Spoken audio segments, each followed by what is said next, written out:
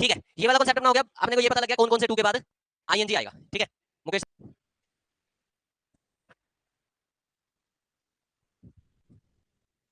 फिर हमने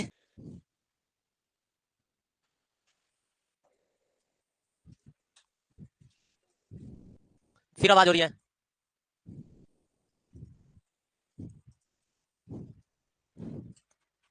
किसी को मैंने एक सेंटेंस लिख दिया,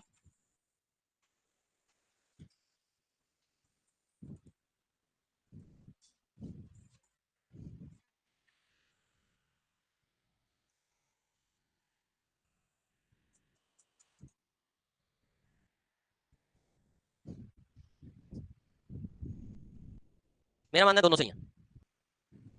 दोनों सही है ना, कोई नहीं कह रहा दोनों सही है, मैं कह रहा हूं दोनों सही है।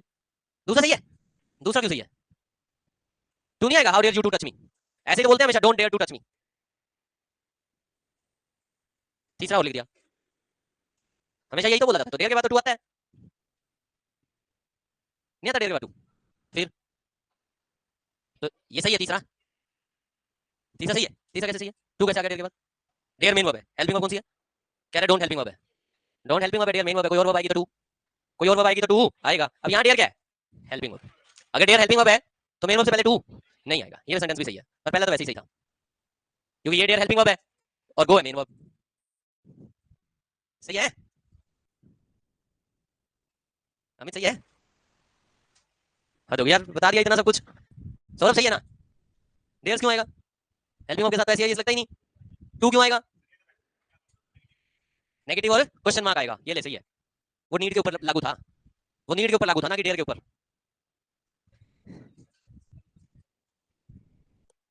हाँ तो डेयर में गेम नहीं है ना, वो नेगेटिव इंट्रोगेटिव की, नीड में थी। बस डेयर की कहानी ये है कि डेयर जब हेल्पिंग वर्ब है, मैंने एक सेंटेंस और लिख दिया, no one dares to go there. अब देखना सही है गलत है, अब क्यों सही हो गया? अब डेयर क्या है? अब डेयर बन गई मेन वर्ब, कैसे पता डेयर मेन वर्ब है? मॉडल्स में कभी ऐसे एस नहीं लगते, डेयर में हमने क्या लगा दिया? एस, अगर एस लगा दिया तो मॉडल तो रहा ही नहीं, वो मेन वर्ब बन गई, मेन वर्ब बन गई तो आगे टू इन्फिनिटिव आएगा। अब ये भी सही है, हालांकि पढ़ने में यही अच्छा लग रहा है, no one dares to go there, और जो नीचे वाला अभी हमने लिखा था पहला सेंटेंस, वो पढ़ने में अच्छा नहीं लग रहा था, फील नहीं हो रहा कि सही है no one dare go there. ठीक है, लेकिन सेंटेंस सारे के सारे सही है। बट डेयर की कहानी भी वही है, कौन सी? डेयर अगर हेल्पिंग वर्ब है तो टू नहीं आएगा, और डेयर अगर मेन वर्ब है तो टू आ सकता है, आएगा नहीं, आ सकता है बस। डेयर अगर हेल्पिंग वर्ब है तो टू नहीं आएगा, डेयर अगर मेन वर्ब है तो टू आ सकता है, दैट्स ऑल। ठीक है, आगे बात समझे?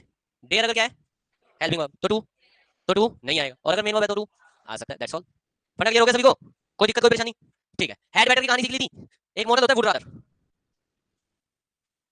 ये क्या बताता है?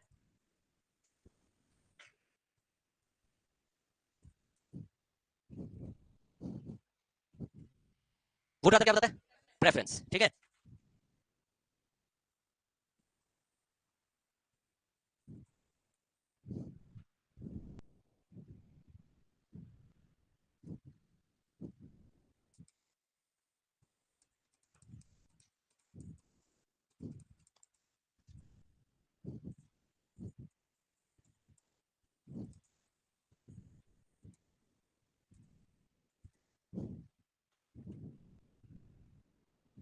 मेरा मानना है फिर से तीनों सही है।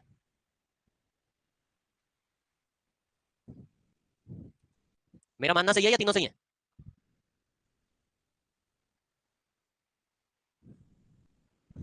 हाँ जी, करके भी बाद में लगता है एग्जामिनर नोट यहाँ लगा के देगा, सेंटेंसेस ये दोनों सही है, ये गलत है। पर तीसरा क्यों गलत है? थर्ड फॉर्म आएगी कहाँ पे? कौन आएगा?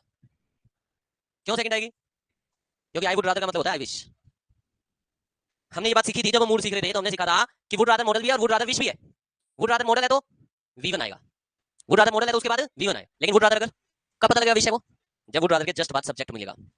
वुड रादर दो काम करता है, एक काम वो मॉडल का करता है, जब वो मॉडल है तो इसके बाद वी वन आएगा, लेकिन वो विश भी बताता है, प्रेफरेंस बताता है, मतलब विश बताता है, और विश बताता है तो इसके जस्ट बाद जब भी सब्जेक्ट आएगा तो उसके बाद या तो वी टू या head plus we three, depending on कहाँ की बात हो रही है। जब इसका मतलब होगा विश तो इसके बाद सब्जेक्ट आएगा, और उस सब्जेक्ट के बाद वी टू या हेड प्लस वी थ्री। क्या डिफरेंस है कब वी टू कब हेड प्लस वी थ्री? जब प्रेजेंट की इमेजिनेशन है तो वी टू, और पास्ट की इमेजिनेशन है तो हेड। डन नहीं बात? डन नहीं बात? ठीक है, इस बात से तुम्हारे मॉडल्स मेरी तरफ से खत्म हो गए। ठीक है, तुम्हारे पास दो होमवर्क है। पहला होमवर्क,